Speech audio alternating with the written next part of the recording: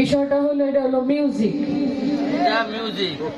মিউজিকটা কেন গাইলাম? আমি পারি না আর পারি না, আমি কেন মরি না, আজরাইল কি চিনে না আমারে।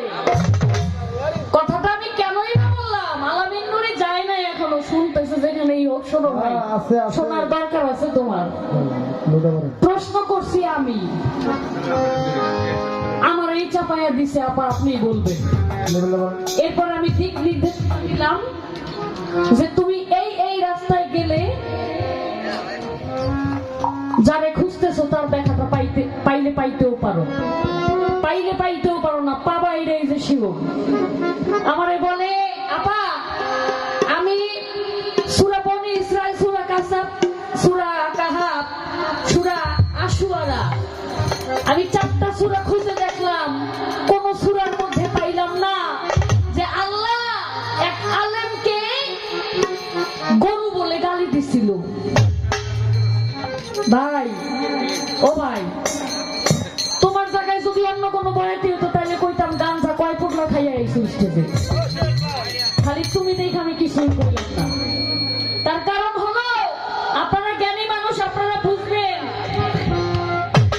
বনী ইসরাইল সূরার আয়াত হলো 111টা, তারপরে সূরা কাসাবের আয়াত হলো 88টা, তারপরে সূরা কাহাবের আয়াত হলো 110টা, সূরা আশুআরা আয়াত হলো 227টা।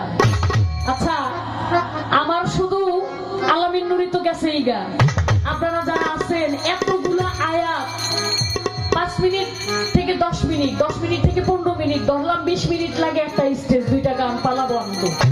এই 20 মিনিটে এতগুলা আয়াত কি যদি কেউ বলে যে আমি পড়ছি, এটা কি গ্রহণযোগ্য হবে? হ্যাঁ, হবে না।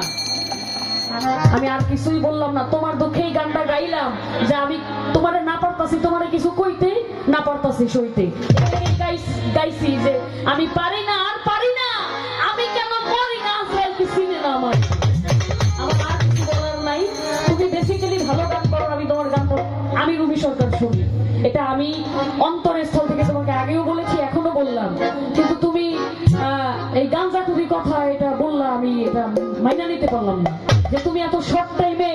এখানে হলো 227টা আয়াত, 88টা, 110টা, 111টা, এই এতগুলো আয়াত যে তুমি 20 মিনিটে পড়া বাউ করছো, এটা আবার আমাকে স্টেজেও কইতাছো, এটাতে আপনি কি কইলা, কোন মাথা দিয়ে কইলা আমি বুঝলাম না। যাই হোক, আমি আর কিছু